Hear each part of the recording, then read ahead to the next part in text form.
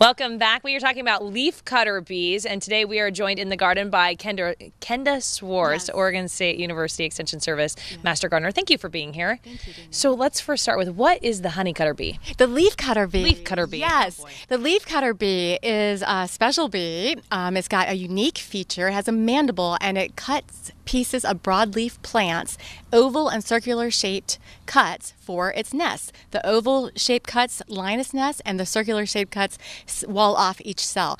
It does not cause damage to the plants. I want to make sure the viewers know that. It's actually a good thing if you see these cuts. Okay, so you don't need to panic. I think it's really interesting how efficient they are. They're so efficient. One leafcutter bee will do the job of 20 European honeybees, and that's kind of typical for our native bees. They're much more efficient pollinators in general. Okay, so how do you get them in your garden? Okay, we want to protect them. Food, water, shelter, and a pesticide-free environment. They prefer flowers in the pea and aster families. I brought a lot of aster family plants here today.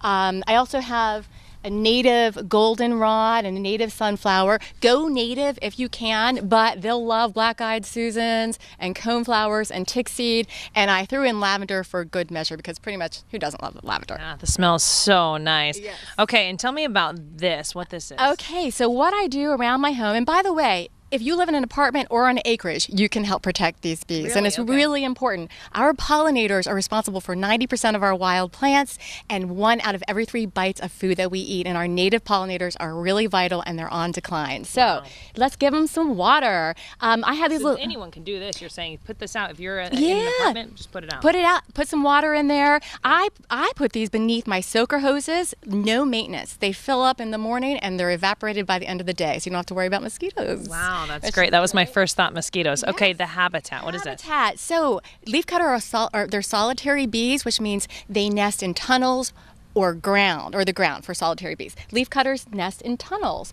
They prefer kind of soft rotted wood or woody stems or reeds. They do not make the tunnels. The tunnels are already there, so they're not causing damage. But I wanted to show you something. Well, maybe there's a picture that you can see of the insect hotel that I have, but this is a bee house that I got online, and it has mason bee nests in it right now.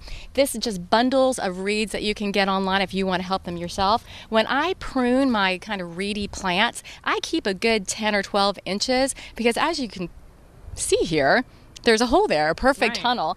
And surprise, surprise, our aged firewood has holes in it, and you can see, show the camera here. Wow. it looks like there's a leafcutter nest in there. And these are all mason bee nests, is my assumption. So check your firewood. Okay, very, very cool. Last but not least, let's create a sanctuary for them that's free of pesticides. Our pesticides are causing some major damage. Out of the 4,000 native bee species in North America, about 50% are on decline. 1 out of 4 is at the risk of extinction right now. And that's because of habitat loss and pesticide use. If your viewers can eliminate the cosmetic purposes of using pesticides, more power to them. And there's some great organic treatments they can use. They can put a gallon of 10% vinegar with a cup of salt and a couple drops of dish soap, and you have an organic pesticide. Okay, there it is. Very easy things to do no matter where you live. Thank you so much for being here. Thank you. If you have any more questions, you can go ahead and contact the Master Gardener near you.